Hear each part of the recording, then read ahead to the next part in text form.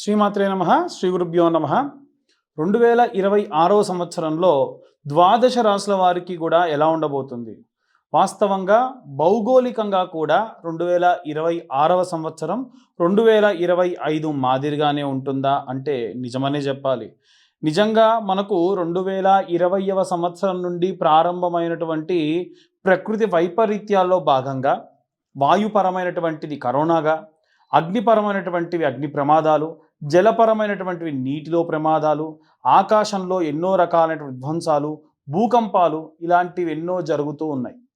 ఇలాంటివెన్నో దాటుకొని మన ద్వాదశ రాసుల వారు కూడా ఎలా ఉంటున్నారు? ఈ 2026 సంవత్సరం వారందరికీ ఎలా ఉంటుంది? అందులో ప్రత్యేకంగా ప్రతి ఒక్క రాశి గురించి కూడా మనం విశేషంగా ఏ రెమెడీస్ చేసుకుంటే మంచిది, విభాగాలుగా చేసుకొని విద్యార్థులు, గృహిణులు, అలాగే చేతి వృత్తులు, కుల వృత్తులు చేసేవాళ్ళు, రాజకీయ నాయకులు, అలాగే విశేషంగా ఉద్యోగస్తులు, వ్యాపారస్తులు అందరి గురించి కూడా ఇప్పుడు మనం తెలుసుకుందాం. తదుపరి మీనరాశి. మీనరాశి వారికి సంబంధించి 2026వ సంవత్సరం ఎలా ఉండబోతుంది అనేటువంటి విషయాన్ని ఇప్పుడు మనం తెలుసుకుందాం. ముఖ్యంగా మీనరాశి వారికి తృతీయ చతుర్థ స్థానమునందు గురుగ్రహ సంచారం అనేటువంటిది మొదటి 6 నెలల్లో ఉంది. సో ఎవరైతే విద్యార్థులు, గృహిణులు, చేతి వృత్తులు, కుల వృత్తులు చేసేటువంటి వాళ్ళు ఉంటారో, వివాహం కోసం ప్రయత్నం చేసేటువంటి వాళ్ళు ఉంటారో, వాళ్ళందరికీ సంబంధించి ఎట్టి పరిస్థితుల్లో మొదటి 6 నెలలు అంత యోగ్యంగా ఉండదు. ప్రతికూల పరిస్థితులే ఎక్కువగా ఉంటాయి. అనుకూల పరిస్థితులు తర్వాతి కాలంలో అంటే July, August, September, October, November వరకు కూడా వీరికి అనుకూలమైన వాతావరణం ఎక్కువగా కనిపిస్తూ ఉంటుంది. అంటే ద్వితీయార్థం అంతా కూడా వీరికి చాలా అద్భుతంగా ఉందని చెప్పాలి. అయితే ఎప్పుడైతే 12వ ఇంట రాహుగ్రహ సంచారం అనేటువంటిది ఉందో, దీని వలన ఎక్కువ శాతం డబ్బు ఖర్చు అవ్వడం ప్రథమార్థంలో, దాని వలన రెండవ పార్ట్లో అంటే ద్వితీయార్థంలో సంపాదించిన సంపాదన కూడా ఆ అప్పులు తీర్చే క్రమంలో ముందుకు వెళ్తూ ఉంటుంది. సో ఆ ప్రకారంగా కూడా కొంచెం జాగ్రత్తగా మీరు ఖర్చులను మేనేజ్ చేసుకోవడం అనేటువంటిది మంచిది. అలాగే ఏకాదశ స్థానం నందు ఉన్నటువంటి సూర్యగ్రహ సంచారం, సూర్యుడు ఏకాదశ స్థానంలో లాభిస్తాడు కాబట్టి ప్రభుత్వ ఉద్యోగస్తులు, అలాగే ఏవైనా టీమ్ లీడింగ్ పొజిషన్లో ఉన్నవాళ్ళు, రాజకీయ నాయకులు, అలాగే ఫారిన్ కంట్రీకి వెళ్ళాలనుకున్న వాళ్ళు, అలాగే ఎవరైనా సరే ఒక 10 మందికి గ్రూప్ ఆఫ్ లీడర్గా ఉన్నవాళ్ళు, రాజకీయాల్లో ఉండేటువంటి వాళ్ళు, వీరందరికీ కూడా ఏంటంటే 11వ స్థానంలో ఉన్నటువంటి సూర్యుడు అనుకూలంగా ఉంటాడు. తర్వాతకి ఈ యొక్క 6 నెలల పాటు అంత అనుకూలమైనటువంటి వాతావరణం లేదు. జనవరి ఒక్కసారి బాగుంటే మళ్ళీ ఆగస్ట్, తర్వాతకి నవంబరు, తర్వాతకి మళ్ళీ డిసెంబర్లో ఆఖరిలో ఏదో కాస్త అనుకూలంగా ఉంటాడు. సో ఈ ప్రకారంగా ఎవరైనా సరే సూర్యగ్రహానికి సంబంధించి ప్రభుత్వం సంబంధితమైనటువంటి పనులు చేసేటువంటి వాళ్ళందరూ కూడా చాలా జాగ్రత్తగా ప్లాన్స్ చేసుకోండి. ట్రాన్స్ఫర్స్ కోసం ఎదురు చూసేటువంటి వాళ్ళు కూడా. అలాగే ఎవరైతే వ్యాపారం కొనసాగించాలి అనుకుంటూ ఉన్నారో, వ్యాపారానికి సంబంధించి ఏకాదశ స్థానంలో బుధగ్రహ సంచారం అనేది ఉంది. 3 నెలల పాటు మంచి వ్యాపారం కొనసాగిస్తారు. అంటే జనవరి, ఫిబ్రవరి, మార్చి నెలల్లో మంచి వ్యాపారాన్ని కొనసాగిస్తారు. తర్వాతి కాలంలో మళ్ళీ ఒక నెలన్నర, 2 నెలల పాటు అంతగా ఏమీ ఉండదు. అంటే మే వరకు ఏమీ ఉండదు. తర్వాతకు మళ్ళీ 3 నెలలు అద్భుతంగా ఉంటుంది. అంటే మళ్ళీ ఆగస్టు వరకు కూడా, మే తర్వాతి కాలం నుండి ఆగస్టు వరకు కూడా అద్భుతంగా ఉంటుంది. తర్వాతకు మళ్ళీ ఒక 3 నెలలు ఏమంత అద్భుతమైనటువంటి వాతావరణం కనిపించకపోయినా డిసెంబర్ ప్రాంతంలో మళ్ళీ మంచి వ్యాపారం ఉంటుంది. కాబట్టి ఎవరైనా ఫ్రాంచైజీలు ఇవ్వాలన్నా, ఫ్రాంచైజ్ తీసుకోవాలన్నా, వ్యాపారం ఏమైనా బ్రాంచెస్ పెట్టాలన్నా, పార్ట్నర్షిప్స్ చేసే వాళ్ళు కూడా జాగ్రత్తగా అవతల వాళ్ళ జాతకాన్ని, గోచారాన్ని చూసుకొని మీరు పార్ట్నర్షిప్లోకి వెళ్ళండి. లేకుంటే ఇబ్బంది కూడా పడుతూ ఉంటారు. ఓవరాల్గా చెప్పాలి అని అంటే వ్యాపారానికి సంబంధించి మంచి అనుకూలమైన వాతావరణమే కనిపిస్తూ ఉంది. అలాగే సినీ రంగంలో ఉండేటువంటి వాళ్ళు కూడా ఏకాదశ స్థానంలో ఉన్నటువంటి శుక్రుడు, ఆల్మోస్ట్ ఏకాదశ స్థానంలో శుక్రుడు ఉన్నాడు అని అంటే ద్వాదశ స్థానం బాగానే ఉంటుంది. 1, 2, 3, 4, 5 స్థానాలు బాగానే ఉంటుంది. నెలన్నర పాటు ఒక్కొక్క రాశిలో సంచారం చేస్తూ ఉంటుంది. అంటే ఉన్నటువంటి 7 రాశులలో కూడా ఒక్కొక్క రాశిలో సంవత్సరంన్నర పాటు ఉంటే ఆల్మోస్ట్ వీళ్ళు ఇయర్ ఎండింగ్ వరకు కూడా అద్భుతంగా ఉంటుంది. సో, ఈ రాశిలో ఉన్నటువంటి వాళ్ళు ఎవరైతే ఉన్నారో, వాళ్ళు మీడియా ఫీల్డ్‌లో ఉన్నవాళ్ళు గానీ, సినిమా రంగంలో ఉన్నవాళ్ళు గానీ, మాస్ మీడియాలో ఉన్నవాళ్ళు కానీ, ఏవైనా ఫార్మా ఇండస్ట్రీలో ఉన్నవాళ్ళు గానీ, మంచి అద్భుతమైనటువంటి వాతావరణం అంటే పని పరంగా బావుంటుంది తప్ప, ఈ మీ యొక్క భార్యాభర్తల మధ్యలో ఉండేటువంటి విషయాలు కానివ్వండి, అలాగే వివాహ సంబంధితమైనటువంటి విషయాలు కానివ్వండి, లవ్ చేసి మ్యారేజ్ చేసుకునేటువంటివి మాత్రం కాస్త అనుకూలమైన వాతావరణం ఎక్కువగా గోచరించటం లేదు ప్రథమార్థంలో. ద్వితీయార్థంలో కొంచెం బాగానే ఉంది. అలాగే ఎవరైతే పెద్ద పెద్ద ఇండస్ట్రీలు స్టార్ట్ చేసి ఐరన్, ఫైర్ అలాగే ఎలక్ట్రిసిటీతో ఎక్కువగా వర్క్ చేస్తూ ఉంటారో వారికి సంబంధించి కూడా ఈ సంవత్సరం ప్రయోగాత్మకమైన పనులు చేయకుండా ఉంటే మంచిది. ఇవన్నీ కూడా గోచార రీత్యా చెబుతున్నటువంటి విషయంలో మాత్రమే. డీటెయిల్డ్‌గా జాతకం ఎవరైనా తెలుసుకోవాలి అనుకుంటే మీ పేరు, మీ date of birth, time, place కింద ఉన్న నెంబర్‌కి వాట్సాప్ చేయండి. చాలామంది అడిగేది ఏంటంటే జాతకాన్ని ఎలా మనం విశ్లేషిస్తాను నేను చెప్తాను అంటూ ఉన్నారు. తిథి, వార, నక్షత్ర యోగ కరణాల గురించి, మీ నక్షత్రం గురించి, మీ భావచక్రము 16 రకాలైనటువంటి భావచక్రాలు దాంట్లో నిక్షిప్తం చేయబడి ఉంటుంది. మీ వృత్తి, వ్యాపారము, మీకు ఎన్ని పురుష యోగాలు ఉన్నాయి, పంచమహాపురుష యోగాల్లో ఎన్ని యోగాలు ఉన్నాయి, మీ నవాంశ ఏంటి, అష్టక వర్గ, దశ, అంతర్దశ, అలాగే మీకు ఇప్పుడు సూర్యగమనం బట్టి ఎలాంటి పరిస్థితులు ఉన్నాయి, గురుగమనం బట్టి ఎలాంటి పరిస్థితులు ఉన్నాయి అనేటువంటి విషయాలన్నీ కూడా మీకు ఒక పీడిఎఫ్ ఫైల్లో ఇస్తా. చాలామంది ఏమంటారంటే మీరేదో కంప్యూటరైజ్డ్ ప్రింట్ ఇస్తున్నారండి అంటే, కాదండి, నేను చెబుతూ ఉంటే ఒక మనిషి దాన్ని పూర్తిగా టైప్ చేయడం జరుగుతుంది. అలా టైప్ చేసినటువంటి వాటిని మాత్రమే నేను మీకు అందిస్తాను. దాంట్లో ఎక్కడ కూడా ఏదన్నా సాఫ్ట్వేర్ జనరేట్ చేసినట్టుగా ఉండదు. సో, వీలైనంత వరకు ఎవరైనా ఈ జాతకం కావాలి అనుకుంటే రూ. 2,511 చెల్లిస్తే డీటెయిల్డ్‌గా జాతకం ఒక 60-70 పేజీల్లో మీకు అందించడం జరుగుతుంది.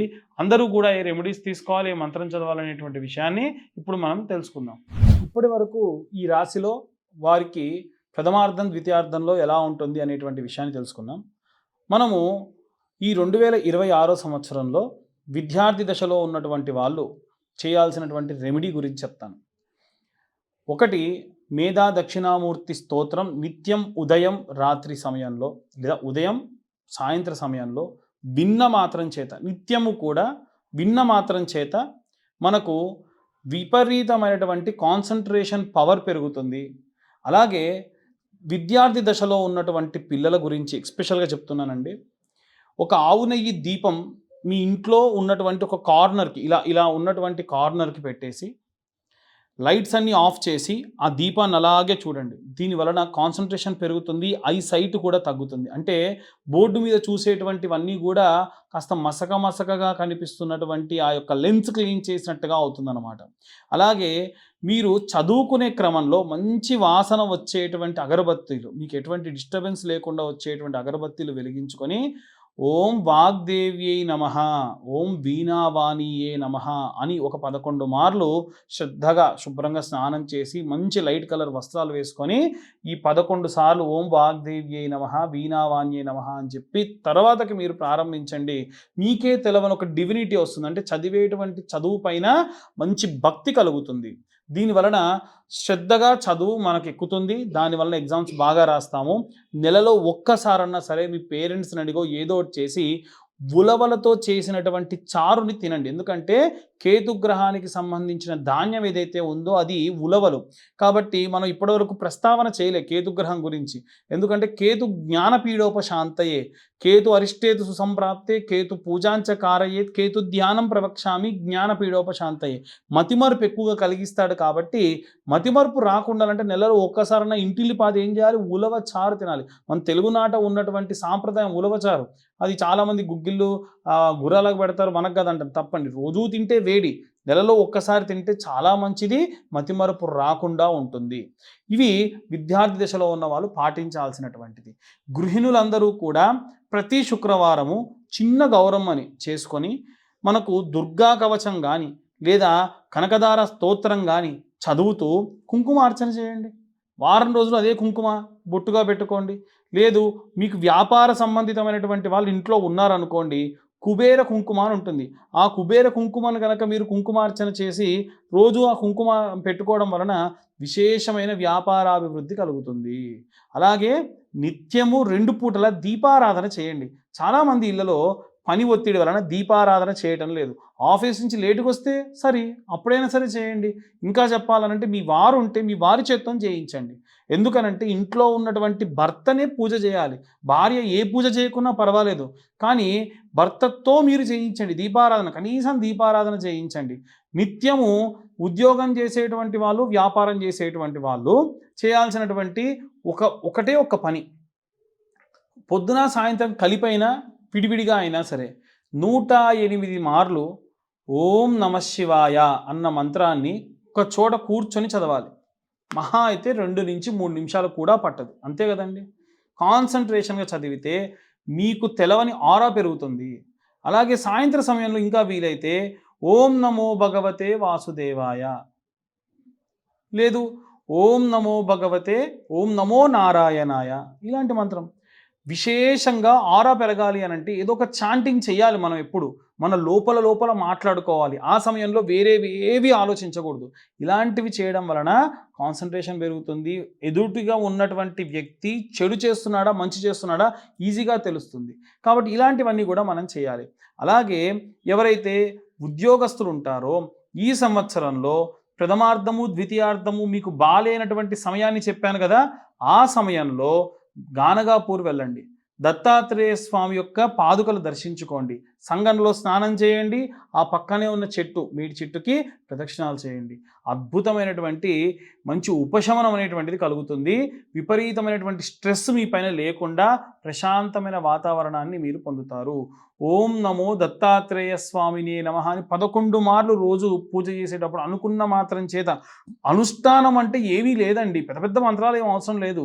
మనం చాలా సులువుగా చదువుకునేటువంటి మంత్రాల్ని నిత్యము 11 సార్లు ఒకటి, 108 సార్లు ఒకటి చదువుకుంటే చాలు. సంవత్సర కాలంలో ఆడవాళ్ళు, ఇంట్లో ఉండే ఆడవాళ్ళు శ్రీమాత్రే నమః అన్న మంత్రం ఒక 10,000 సార్లు పూర్తి చేసిన మాత్రం చేత ఇంటికి ప్రమాదం రాకుండా అమ్మవారు కాపాడుతుంది. చూడండి మరి. కాబట్టి ఇలాంటి పనులు చేయండి, ఇలాంటి మంత్రాలు చదవండి, ఇలాంటి చాంటింగ్స్ చేయండి. దానివల్ల ప్రత్యేకమైనటువంటి శక్తిని పుంజుకుంటారు. అలాగే ఎవరైతే వ్యాపారం చేస్తూ ఉన్నారో బుధవారం పౌర్ణమి వచ్చిన నాడు ఎక్కడైనా వెంకటేశ్వర స్వామి ఆలయంలో భోగం చేయించండి. భోగం అంటే వేరే అనుకోకండి. భోగము అనంటే చింతపండుతో చేసేటువంటి పులిహోరని భోగము అంటారు. అలా చింతపండుతో తయారు చేసిన పులిహోరని స్వామివారికి ఎక్కువ మొత్తంలో నివేదన చేయించి మీ చేత్తో పంచండి. ఇలా చేయడం వలన వ్యాపారస్తులందరికీ కూడా అద్భుతంగా ఉంటారు. ఇది ఉండదు. ఇలా చేయడం వలన వ్యాపారం బాగా అభివృద్ధి చెందుతుంది. సాంసారిక జీవితంలో వీర్యకణాల ఉత్పత్తి తక్కువగా ఉన్నటువంటి, నపుంసకత్వంలోకి వెళ్తున్నటువంటి మగవాళ్ళకు కూడా ఈ రెమెడీ చాలా బాగా ఉపయోగపడుతుంది. అలాగే ఎవరైతే శని సంబంధిత ఇబ్బందులతో ఉన్న ధనుసు రాశి వాళ్ళు కానీ, ఈ యొక్క సింహరాశి వాళ్ళు కానీ, అలాగే ఏలిననాడి శని ప్రభావం వల్ల ఇబ్బంది పడుతున్నటువంటి మీనరాశి వాళ్ళు కానీ, అలాగే మేషరాశి వాళ్ళు కానీ, విశేషంగా వీరే కాదండి, అందరూ ఎవరికైతే శని మహర్దశ నడుస్తుంది, శని వారి జాతకంలో చండాల యోగంలో ఉన్నాడు అనుకోండి, అప్పుడు ఏం చేస్తారు? కాబట్టి ఈ సంవత్సరంలో ఎప్పుడైతే శని త్రయోదశి వస్తుందో ఆ శని త్రయోదశి నాడు విశేషంగా మీరు అంటే ఎన్నిసార్లు శని త్రయోదశి వస్తే అన్నిసార్లు తైలాభిషేకము, తిలాహోమము చేయించండి. నేనేం చేస్తున్నానంటే సంవత్సరంలో ఎన్నిసార్లు శని త్రయోదశి వస్తే అన్నిసార్లు మీ పేరు మీద తైలాభిషేకము, తిలాహోమము చేయిస్తా. ఆసక్తి గలవారు ఎవరైనా సరే ఒక్కసారి డబ్బులు కడితే చాలు, సంవత్సరంలో ఎన్నిసార్లు వస్తే అన్నిసార్లు స్వయంగా నేనే దగ్గరుండి చేయిస్తా. మీరు కూడా వచ్చి ఆ యొక్క హోమంలో, పూజలో పార్టిసిపేట్ కూడా చేయొచ్చు. అలాగే వివాహం కానటువంటి అమ్మాయిలు, అబ్బాయిల కోసం ప్రతి నెల ఆఖరి వారంలో విశేషంగా కన్యావర పాశుపత హోమాలు చేస్తున్నామండి. ఎందుకంటే చాలామంది పిల్లలు రకరకాల కారణాల చేత వివాహం చేసుకోవట్లేదు. ఇంకో రకంగా వివాహాలు ఆలస్యం అవుతూ ఉన్నాయి, ఏజ్ ఎక్కువైపోతుంది. అలాంటి వారి కోసం శివుడికి చక్కెరతో అభిషేకం చేసి తర్వాత హోమం చేయడం జరుగుతుంది. ఇవి ప్రతి నెల కూడా ఎవరికి వారికి సపరేట్గా హోమము, అభిషేకము, పూజాది క్రతువులు చేస్తూ ఉన్నాం. ఆసక్తి గలవారు దాని గురించి కూడా కింద ఉన్న నెంబర్కు కాంటాక్ట్ చేయొచ్చు. అయితే ఎవరైనా సరే సర్ప సంబంధిత దోషములున్న, ఆశ్లేష నక్షత్ర సంబంధిత దోషములున్న, పితృదోషములు, నవమ స్థానంలో పితృదోషములుంటే కూడా వీటన్నిటికీ కూడా గోకర్ణ క్షేత్రంలో విశేషంగా మోక్షనారాయణ బలి, ఆశ్లేష బలి పూజలు, అలాగే సర్ప సంబంధిత దోషం ఉన్నటువంటి పూజలన్నీ కూడా నిర్వహించడం జరుగుతుంది. వాటి గురించి కూడా ఎవరికన్నా ఇంట్రెస్ట్ ఉంటే కింద ఉన్న నెంబర్కు కాంటాక్ట్ చేయొచ్చు. జాతకానికి సంబంధించి చాలామంది ఫోన్లు చేసి మా పేరు చెప్తాను జాతకం చెప్పండి అంటున్నారు. పేరుతో నేనే కాదండి ఎవరి జాతకం చెప్తానని నమ్మకండి. ఎందుకంటే ఒక పేరు వెంకటేశ్వరరావు అన్న పేరున్న వాళ్ళందరూ ఒకేలా లేరుగా. కాబట్టి అనవసరంగా డబ్బు వృధా చేసుకోకండి. మీ యొక్క పుట్టిన పేరు, సమయం, date of birth, time of birth, place of birth ఇవి ఉంటేనే జాతకాన్ని చెప్పించుకోండి. దానికి 2511 రూపాయలు అవుతుంది. 60-70 పేజీల్లో జాతకం డీటెయిల్గా ఇవ్వడం జరుగుతుంది. చాలామంది మా వీడియోస్ చూస్తున్నారు కానీ లైక్ చేయట్లేదు, సబ్స్క్రైబ్ చేయట్లేదు. మేము చెప్పినటువంటి విషయాలు ఏమైనా కాస్త ఇన్ఫర్మేటివ్గా ఉంటే దయచేసి ఇంకొంతమందికి షేర్ చేయండి. వీలైతే లైక్ అండ్ సబ్స్క్రైబ్ చేయండి. సర్వే జనా సుఖినో భవంతు. స్వస్తి.